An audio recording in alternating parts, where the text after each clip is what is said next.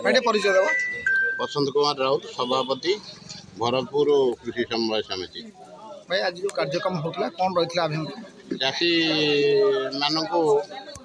मैंने जानापी प्रशासन तरफ गोटे मीटिंग डकाला एफएक्यू मान बाबद कौन से मान रहा मान बाबद जहाँ कहले से पोथी बैगण संगे सामान आपणकर वर्तमान जो प्राकृतिक विपर्य चाषी मानकर अवस्था कहीं बुझापी राजी नुहति चाषी अवस्था न बुझी बर्तमान धान एफएक्यू मानर आवश्यक सरकार प्रचार कराऊ तेणु एफएक्यू मान देवे से शेष कथा आरंभ चाषी आरंभ चाष करने ठारू चाषी अमल करने पर्यंत जिते कथा तापर कार गुरुत्व ना धानटा एफएक्यू दरकार तेणु आपणकर एफएक्यू मान पर्यंत गले बिहन दरकार सार दरकार पानी दरकार आपर सरकारी स्तर में कहारी दृष्टि ना कि कौ डिपार्टमेंट कौ डिपार्टमेंट संगे समन्वय ना 31 टंका उठुची कौन केमिति पुणी आपको मिल एफएक्यू मान हेले एफएक्यू तो सरकार निर्धारित अनुसार गोटे हूँ 2300 टंका धान क्विंटाल दाम 800 टंका आपणकर बोनस देवे तेणु बोनसटा कौ प्रकार धान को देवे तार किसी स्थिर करना स्थिर आम जापारूँ तांकर आम मीडिया देखुचु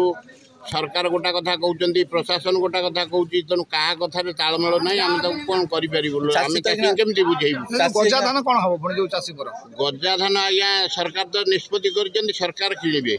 क्या मध्यम किणवे आगे आमर जो सोसाइटी कमिटी थला एसएल सोसाइटी कमिटी धान किणुला चाषी मान सागर बुझासुझा कर विभिन्न चाषी की ग्रास रूट जो असुविधाटा आज्ञा आम अनुभव करूँ ना सरकारी स्तर में कई अनुभव करेंगे ना प्रशासन कई अनुभव करेंगे ग्रास रूट असुविधाटा आम मैंने ही भोगू आम ही समाधान करूँ किंतु आमको मूल छाड़ी सरकार बर्तमान तांकर बाहाबा नवाकू योजना जो करुँच केते दूर अग्रगति करेंगे से कथा सरकार ही चिंता कर चाषी पेटे ये नात मार चाषी की उपहास कराऊँ नात तो मारिया दूर कथा ये मैंने चाषी की उपहास करुँच चाषी दुख के बुझापी राजी ना शिविर अनुष्ठित कराई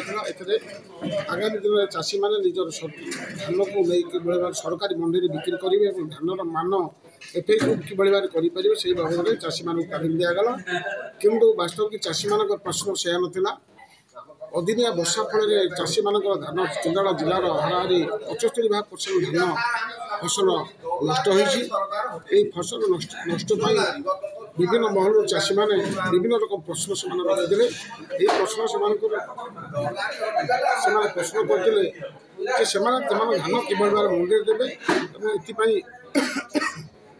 जोगाण मंत्री महोदय काली केन्द्रापड़ा गस्तर आसते सी चाषी मान पूर्ण प्रतिश्रुति देती धान को भाव में